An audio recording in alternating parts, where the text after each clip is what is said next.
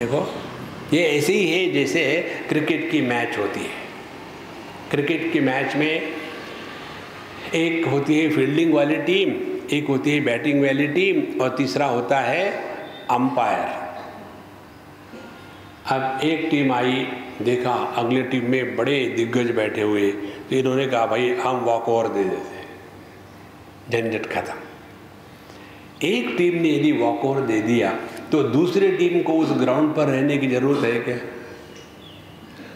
जब दूसरी टीम भी चली गई तो अंपायर क्या वहां मूंगफली खाएगा? तो ये जो तीनों है, एक टीम, दूसरी टीम और जो अंपायर, ये तीनों एक दूसरे के सापेक्षता में है। इसी प्रकार से जो जीव की टीम है वो बैटिंग कर रही है, जो जगत की टीम है वो बॉलिंग कर रही है, और बैट्समैन आउट होता है, बॉलर के भी आउट नहीं होता। देखो इस प्रकार से जब हम देखेंगे जहां जीव गायब हो गया, जहां मैं जीव हूं, यह भ्रांति नष्ट हो गई, तो ना जगत है ना ईश्वर है।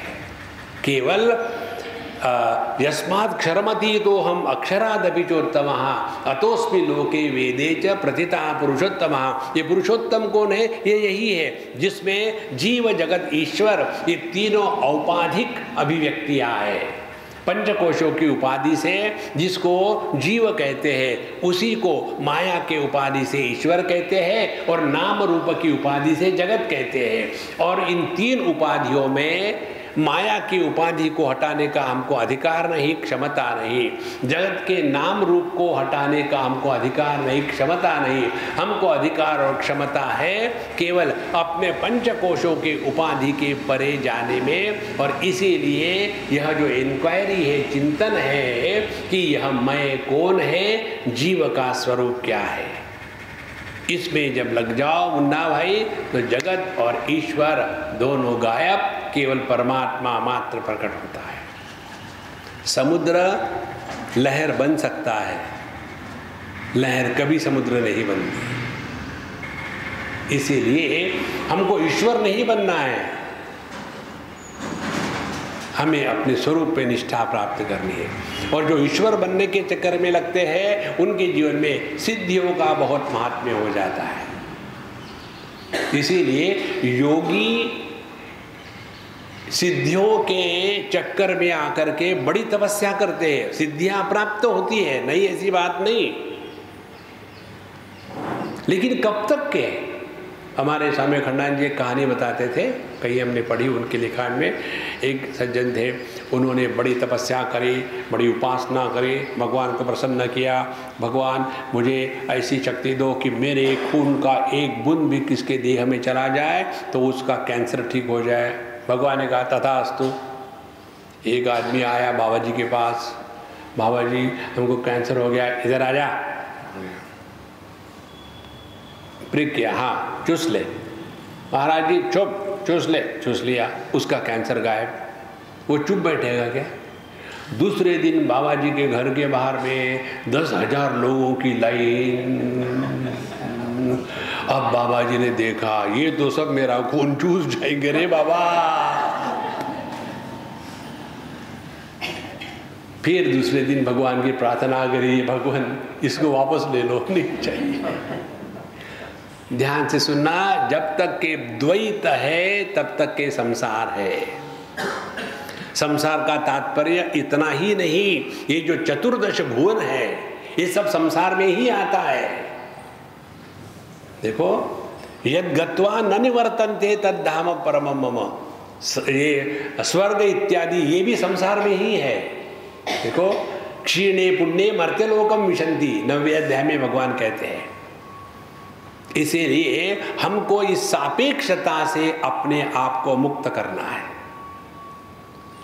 सापेक्षता ही संसार है, और सापेक्षता में 3 बातें आती हैं, जीव जगत ईश्वर। इसमें जगत को सुधारने का प्रयत्न करने वाले हो जाते हैं समाज सेवक, और ईश्वर को प्रसन्न करके सिद्धियां प्राप्त करने वाले हो जाते हैं भगवान के भगत ऊपर ऊपर से, लेकिन चाहिए सब कुछ दुनिया की।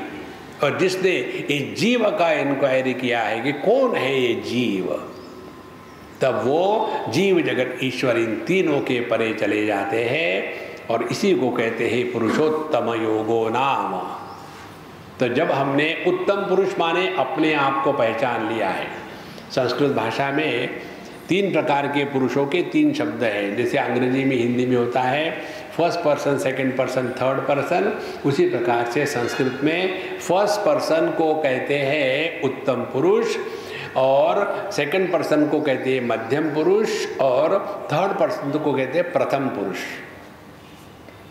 तो उत्तम पुरुष माने क्या?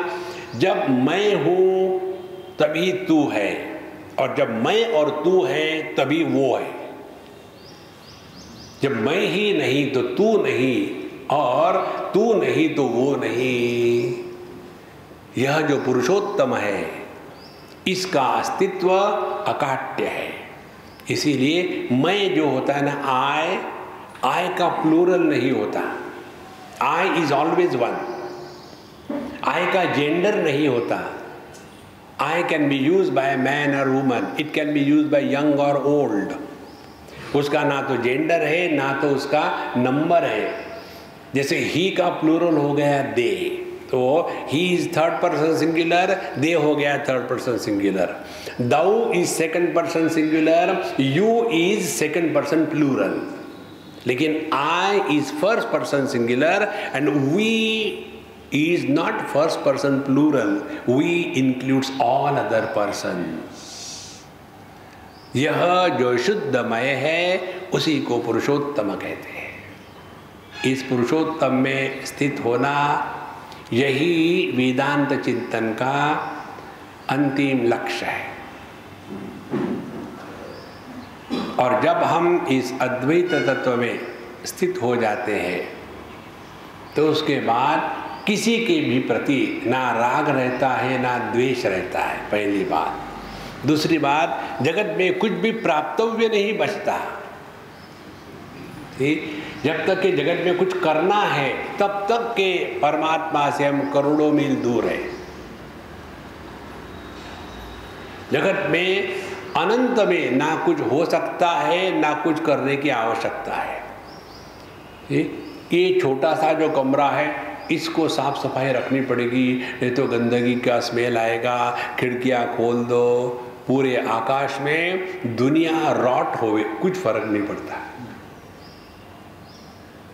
इसीलिए जिनकी निष्ठा इस अद्वैत में हो गई है वही जगत में केवल आनंद को ही प्रकट कर सकते हैं।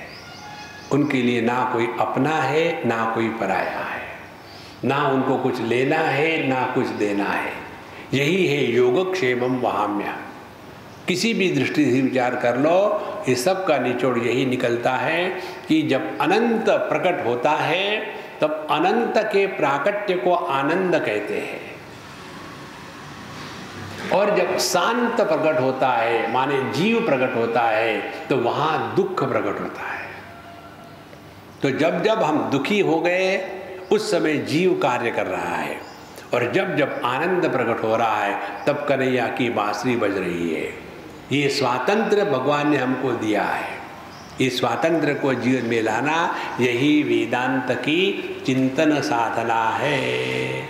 इसको करते रहो और मौज में रहो। ओम पूर्णमदः पूर्णमिदं पूर्णात् पूर्णमुदच्यते पूर्णस्य पूर्णमादाय पूर्णमेवावशिष्यते।